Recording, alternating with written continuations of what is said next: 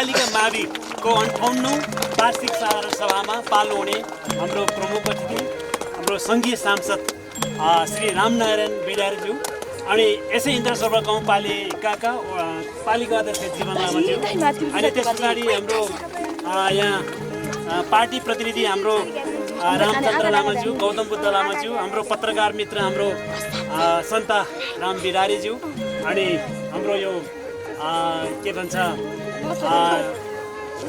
सुरक्षाकर्मी मित्रहरू अनि साथमा पाल्नुहुने सम्पूर्ण हाम्रो पाहुनाहरूलाई हामी यो द्वारको उसमा हामी स्वागत गर्न गइरहेका छौँ। अनि यो एउटा धार्मिक विधिअनुसार चाहिँ हाम्रो एउटा मन्त्रोच्चारण हुने गर्छ, त्यसैले अब यो एकछिनको लागि हामी यो अष्टमङ्गला पाठ सूत्र गर्नेतर्फ हामी लागिरहेका छौँ। हस्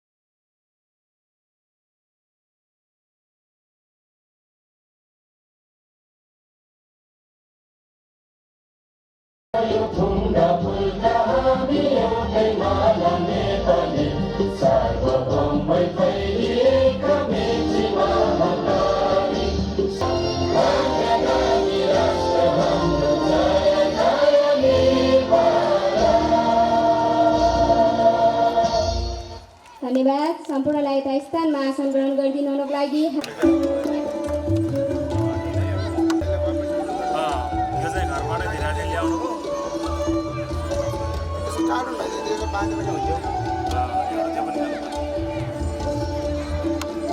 धन्यवाद।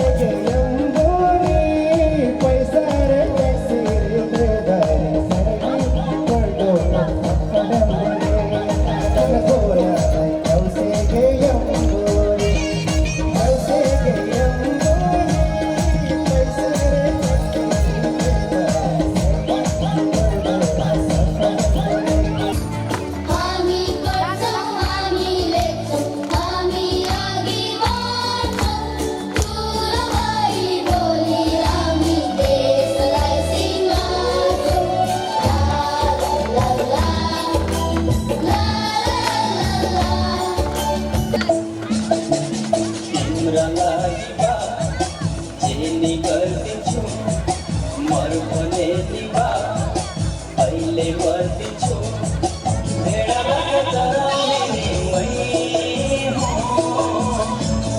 बस गराउने नि मै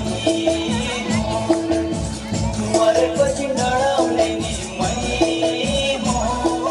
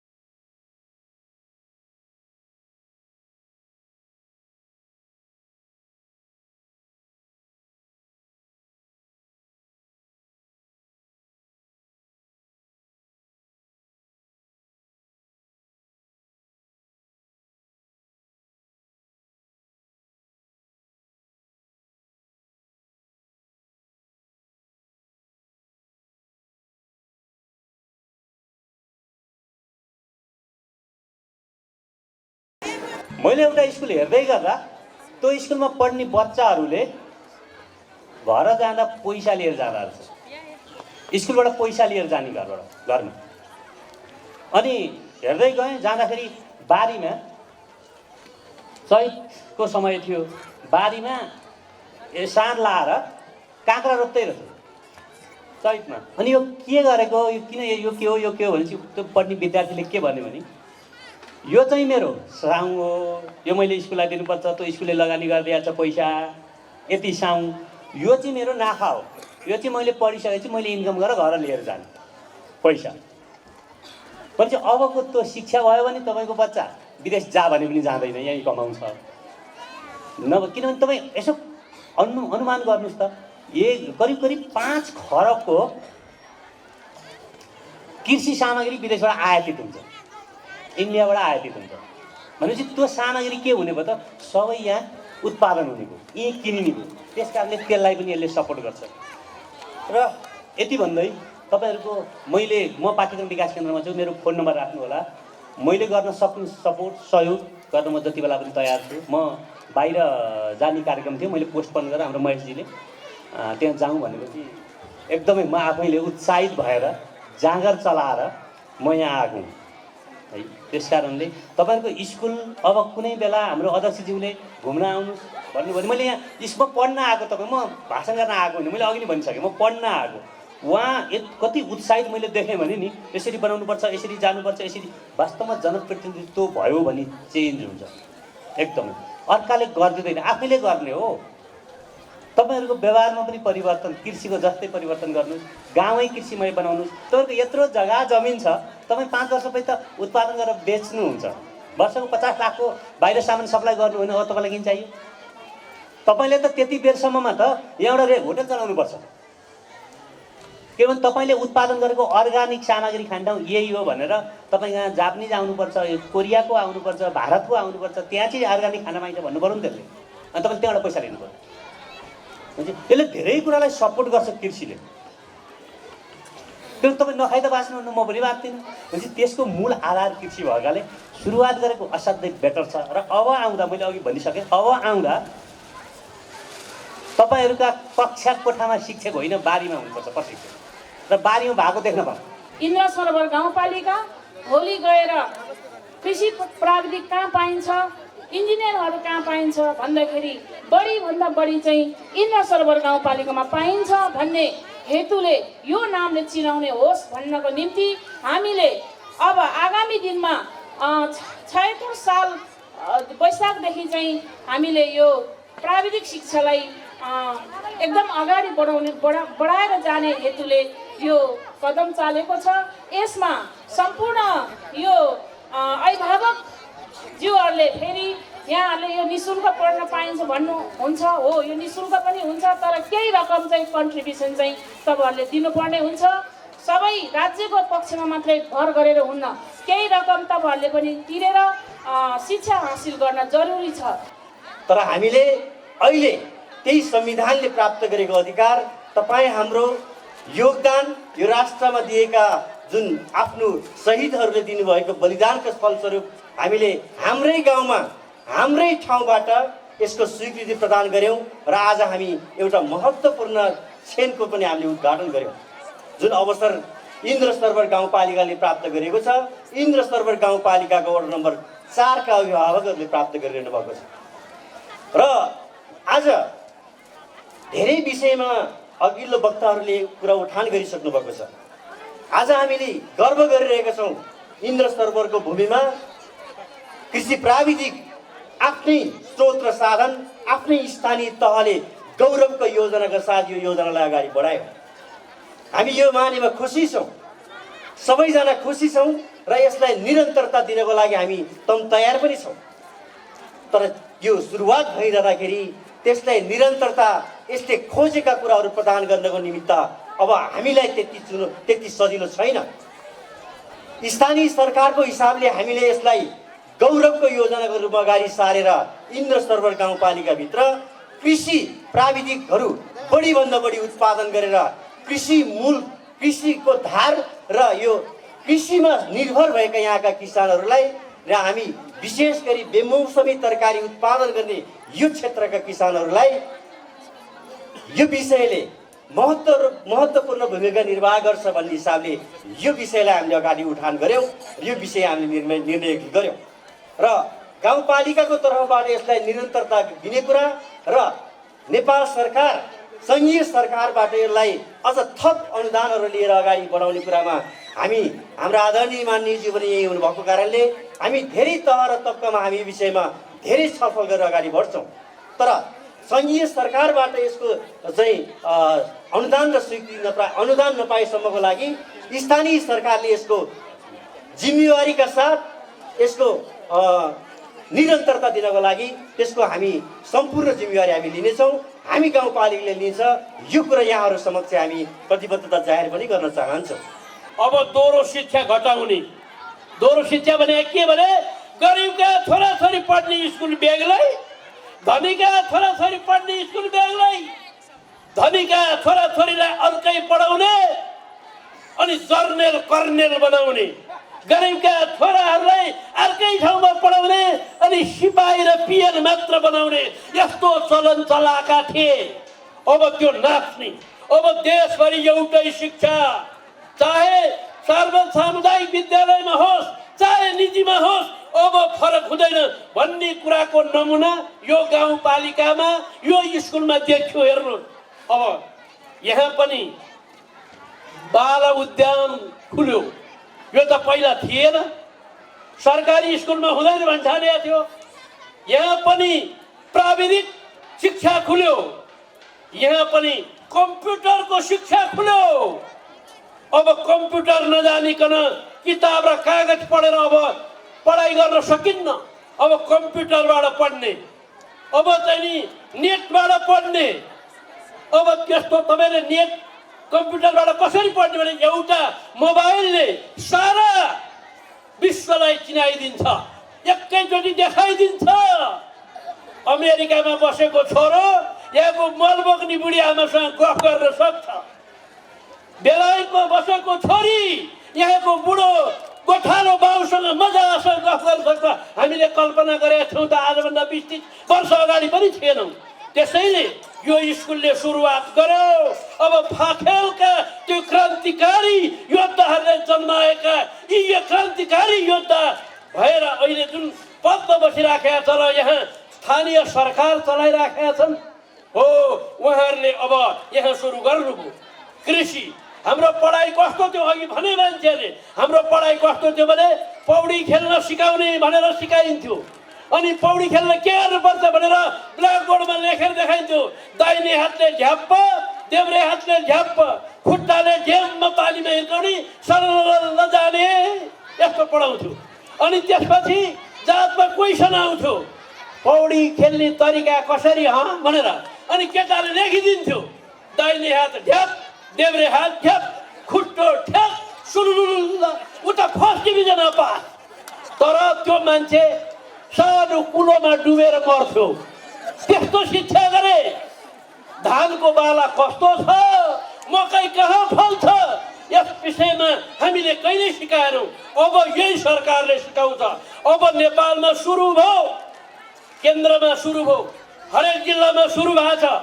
हरेक गाउँपालिकामा प्राविधिक विषयको चाहिँ अनिवार्य गर्ने एउटा त्यसरी बनाउने भनेको छ। अहिले पनि मलाई यहाँ अध्यक्ष धनवीरजीले भन्नुभयो, यहाँ कृषिको प्राविधिकको बारेमा सरकारसँग इजाजत मागेको, यहाँ एउटा अर्को चाहिँ नि सिभिल चाहिँ इन्जिनियरिङको आइसकेको हुनाले मिलेन भनेको छ। म तपाईँहरूको साथमा भन्छु, यो अर्को वर्ष सरकारले यो विद्यालयमा सके यही वर्ष, नसके अर्को वर्ष स्वीकृति दिन्छ, प्राप्त हुन्छ। त्यसको निम्ति अध्यक्ष, उपाध्यक्ष अनि वडा अध्यक्ष, विद्यालय अध्यक्ष सहित सम्पूर्णका लागि सहयोग गरेर यो यहाँ आउँछ। विभिन्न विधिहरूको चाहिँ हामीले उद्घाटन गरिकन अगाडि बढ्यौँ। यसमा नेमा अत्यन्तै महत्त्वपूर्ण छैनको रूपमा छ र यो कृषि प्राविधिक कक्षाको विषयमा मैले खासै भन्न जरुर छैन कि पाठ्यक्रम निर्माण गर्ने निर्माता प्रमुखले नै सम्पूर्ण कुराहरू चाहिँ यहाँ व्यक्त गरिकन जानु भइसकेको छ। तैपनि म के जोड्न चाहन्छु भने यो कृषि प्राविधिक कक्षा सञ्चालनको निमित्त मैले यो विद्यालय व्यवस्थापन समितिको अध्यक्षको जिम्मेवारीले र यो इन्द्र सरोवर गाउँपालिका वडा नम्बर 4 को वडा अध्यक्षको जिम्मेवारीले हामीले आर्थिक वर्ष 75-76 मा इन्द्र सरोवर गाउँपालिकाको गौरवको योजनाको रूपमा प्रत्येक वडाबाट चाहिँ आफ्नो चाहिँ कार्यक्रम गौरवको योजना पेश गर्नु भनेर हाम्रा अध्यक्षज्यू लगायतका चाहिँ उपाध्यक्षज्यू लगायतले चाहिँ यो अनुरोध गरिरहँदाखेरि हामीले 4 नम्बर वडाबाट हामीले कृषि प्राविधिक कक्षा सञ्चालन गर्ने भनेर हामीले गौरवको योजनाको रूपमा लग्यो र यसलाई हामीले आजको दिनमा वास्तवमा प्राप्त गर्यौँ। हामीले 10 लाख रुपियाँ बजेट बनाइकन अगाडि बढ्यौँ र दिए सरकारले दिएको ल्याउँला, नदिए हामी आफै चलाउँला भन्ने ढङ्गबाट हामी अगाडि बढिरहेको अवस्था र बजेट बनाएर अगाडि बढे तापनि सिस्टमेटिक तरिकाले हामीले गाउँपालिकामा योजना सम्झौता सुद्धा गरेको छैन। तर हामी व्यवस्थापन समितिको हैसियतले हामी व्यवस्थापन समितिका साथीहरू सल्लाह गरिकन यो बाल उद्यानदेखि लिएर यो आइसिटी कार्यक्रमदेखि लिएर यो कृषि प्राविधिक चाहिँ सामग्री खरिददेखि लिएर हामीले सम्पूर्ण कामहरू अगाडि बढेर सम्पन्न गर्यौँ। आज उद्घाटन गर्यौँ। किन गर्यौँ त भन्दाखेरि गौरवको योजनाको रूपमा चाहिँ अगाडि बढेको कार्यक्रम हामी सम्पन्न गरेर देखाउँछौँ भनिकन अगाडि बढ्यौँ र यसले पक्कै पनि यो इन्द्र सरोवरको चाहिँ आमूल परिवर्तन हुनेछ भन्ने मैले विश्वास गरेको छु। किन विश्वास गरेको छु भन्दा कृषि प्रधान देश नेपाल र यो सँगसँगै विगतको दिनमा हामीले पालुङ, दामन, बजारबारै, टिस्टुङलाई चाहिँ कृषिको रूपमा चाहिँ प्रख्यातको रूपमा हामीले सुन्न पाउँथ्यौँ भनेदेखि केही समय पछाडि आएर हामी लगभग करिब 5 देखि 10 वर्षको दौडानमा होला फाकेल अत्यन्तै चर्चामा छ। त्यो चर्चा बनाउने काम हामीले गर्यौँ। हामीले विभिन्न यन्त्रहरू भित्राउने काम गर्यौँ। किसानहरूको लागि राज्यले दिने सुविधाहरू भित्राउने काम गर्यौँ। यसो गरिरहँदाखेरि हामीले के महसुस गर्यौँ भन्दा यो फाकेल चौरमा यो इन्द्र सरोवर 4 मा कृषि प्राविधिक कक्षा सञ्चालन गर्यो भने हामीले भित्रिएको विभिन्न चाहिँ कार्यक्रमहरूलाई थप ऊर्जा मिल्ने रहेछ र यसले व्यवस्थित हुने रहेछ। हाम्रो चाहिँ यहाँका जनताहरू व्यवसायी हुने रहेछ, यहाँका जनताहरू उद्यमशील हुने रहेछ भन्ने कुरा हामीले चाहिँ विश्वास गर्यौँ र हामीले त्यो कुरोलाई अँगाल्दै हामी अगाडि बढिरहँदाखेरि यो कृषि प्राविधिक कक्षाको चाहिँ अवधारणा आयो।